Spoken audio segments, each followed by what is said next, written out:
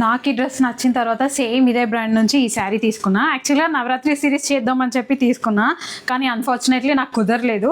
So ఈ శారీస్ అన్ని మీకు చూపిద్దామని చెప్పి చూపిస్తున్నా. ఇవాళ బార్డర్ అంతా ఇలా థ్రెడ్ వర్క్ వచ్చింది, చాలా నీట్గా ఉంది. క్లాత్ ఇదంతా చాలా నీట్గా ఉంది చూడండి.